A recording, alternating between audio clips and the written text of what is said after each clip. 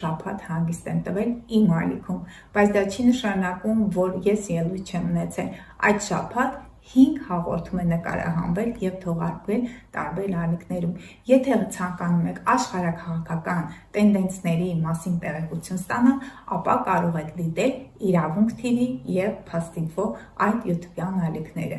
Իսկ անձի մասին, աստղաբանական քարտեզի մեկնաբանման մասին, կենդանակերպերի վերլուծությունների մասին խոսում եմ պարբերաբար 2 շաբաթը մեկ Փակ TV-ի տաղավարում և ամեն շաբաթ խոսում եմ ամսվա և շաբաթական մոլորակային դիրքավորումների մասին, իմ իսկ ալիքով փորձում եմ օգնել ձեզ, որպեսզի կազմակերպեք ձեր կյանքը, և ուրախ եմ, որ բաժանորդագրվում եք մեր ալիքին, կիսվում եք մեր հաղորդումներով, ձեր դրական մեկնաբանությունները ինձ կրկին հույս են տալիս և մոտիվացիա, որպեսզի ես աշխատեմ ձեզ համար և ներկայացնեմ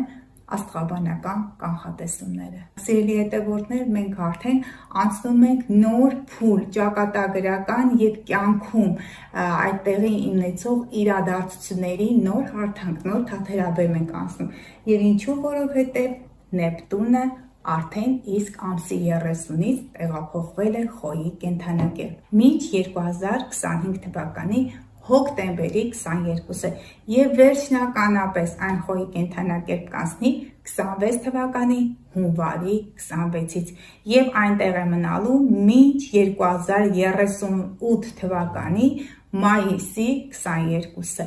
Եվ կարևոր տենդենս կրկին Սատուրնը մոտավորապես 2.5 տարի մի կենդանակերպ է լինում և ահա նա մայիսի 25-ի մոտակայքում անցնում է, 25/05/2025 անցնում է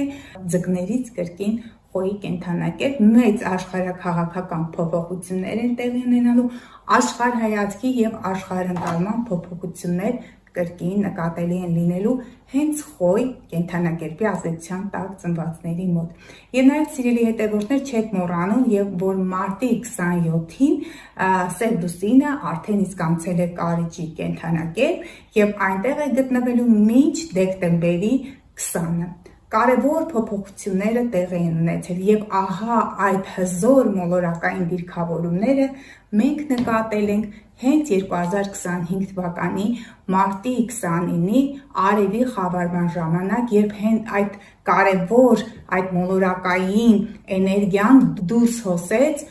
երկրաշարժի և նաև կարծես դա ջրհեղեղ չէր, բայց իրականում տեսեք, երբ որ Նեպտունը անցավ Խոյի կենդանակերպ, Խոյը դա շարժումն է, ագրեսիվ այդ իրավիճակներն են, Խոյի